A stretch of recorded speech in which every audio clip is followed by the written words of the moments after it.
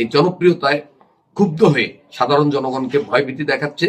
ইতিমধ্যে আমি জানতে পেরেছি, আমি মৌখিকভাবে ইউনো মহোদয়কে জানিয়েছি, ডিসি মহোদয়কে জানিয়েছি, এসপি মহোদয়কে জানিয়েছি যে কিছু কিছু সেন্টারে তারা ভয়ভীতি প্রদর্শন করার জন্য আগের রাতেই বোমা বিস্ফোরণ করবে, বিভিন্ন ধরনের অকারেন্স ঘটাবে, সিদ্ধান্ত দেওয়া হয়েছে।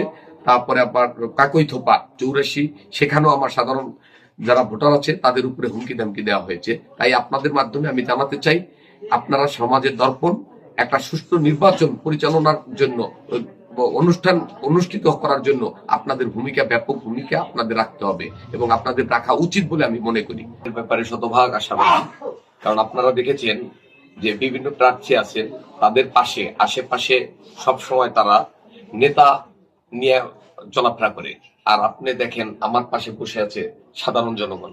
শান্ত করেছি, শান্ত করার পরে আমি ঢাকা চলে যাওয়ার পরে আমি দেখি এই সাধারণ জনগণ আমার মাকে নিয়ে গিয়ে আমার মনোনয়ন ফর্ম তুলেছে।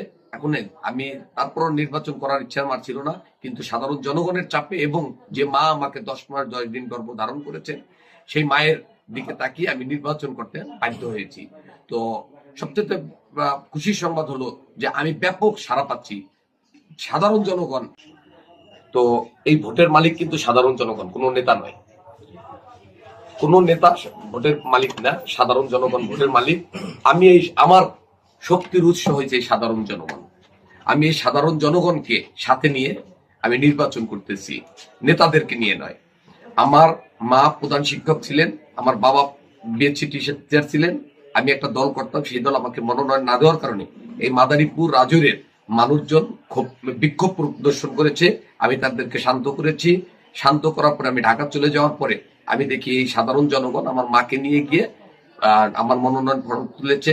এখন আমি তারপর নির্বাচন করার ইচ্ছা আমার ছিল না, কিন্তু সাধারণ জনগণের চাপে এবং যে মা আমাকে 10 মাস 10 দিন গর্ভ ধারণ করেছেন, সেই মায়ের দিকে তাকিয়ে আমি নির্বাচন করতে বাধ্য হয়েছি।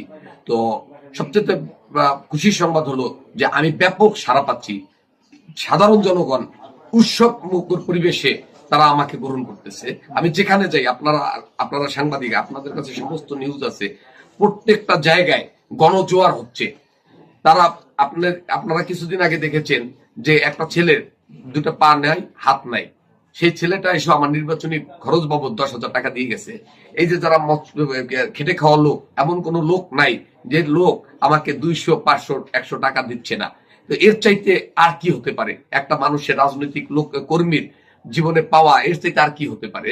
তো আমি এই জন্য বিশ্বাস করি, আগামী নির্বাচন যদি সুষ্ঠু হয়, অবাধ নিরপেক্ষ হয়, তাহলে আমি শতভাগ নিশ্চিত যে আমি বিজয়ী হব।